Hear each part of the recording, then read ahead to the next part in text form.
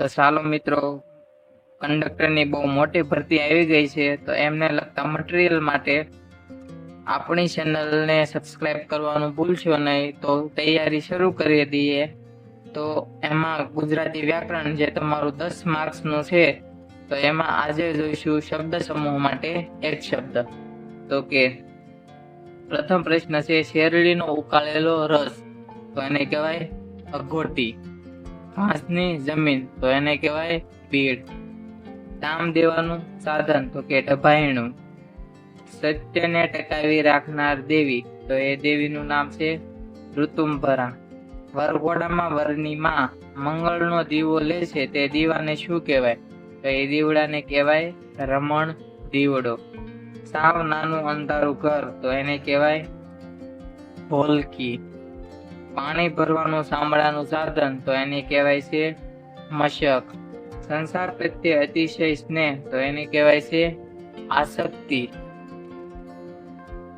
વહાણમાં તૂતકનો ભાગ સંભાળનાર, તો એમને કહેવાય છે ભંડારી. સંકેત મુજબ પ્રેમીને મળવા જતી નાયિકા, તો એને કહેવાય છે અભિસારિકા. પાંદડાનો ધીમો અવાજ, તો એને કહેવાય છે કર્ણ મરમર. હરિના શરણનું પવિત્ર જળ, તો એને કહેવાય હરિપાદોદક. ધનુષ્યની દોરી, તો એને કહેવાય છે મોરવી. દીકરીની દીકરી, તો એને કહેવાય છે દોહિત્રી. ત્યારબાદ છે કોઈ પણ બે ખેતર વચ્ચેની હદનો થોડો ખુલ્લો પટ્ટો, તો એને કહેવાય છે છેડો. ધરતી અને આકાશનું મિલન થાય તે સ્થળ, તો એને કહેવાય ક્ષિતિજ. દુઃખનો પોકાર, એને કહેવાય છે આંતરનાદ. આધાર રૂપ આંબલી, તો એને કહેવાય છે કુંભી. દરિયામાંથી મોતી લાવનાર, તો એને કહેવાય છે મરજીવા. નસીબનું બંધન, તો શબ્દ સમૂહ માટે એક શબ્દ, એને કહેવાય છે વિધિપાશ. દેશ માટે પ્રાણની આહુતિ આપનારને કહેવાય છે શહીદ. અરજ કરીને માંગેલું, તો એને કહેવાય પાર્થિવ.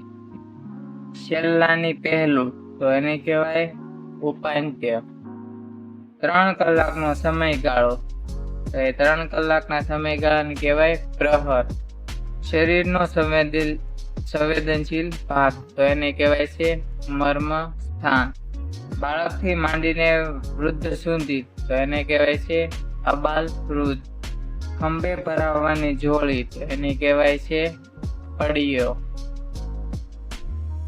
હથેળીમાં સમાય એટલું, તો એને કહેવાય છે ચાબકું. કેળ પરના વસ્ત્રને કસીને બાંધવું, તો એને કહેવાય છે પલવટ.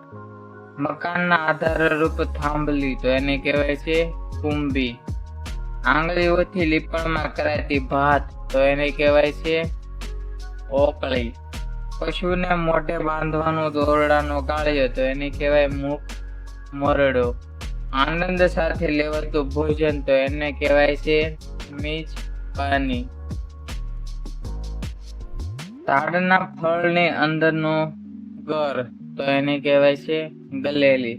વરસાદથી બચવા પાંદડાનો કરેલો છત્રીનો ઘાટ, તો એને કહેવાય છે ખૂપડો. ગૂંથેલા દોરાનો ધાબળો, તો એને કહેવાય છે ખસીત. ઉકેલી ન શકાય એવી સમસ્યા, તો એને કહેવાય છે મડાગાંઠ. પ્રેમથી જીતી લેવાનો પ્રયાસ, તો એને કહેવાય છે સંવનન.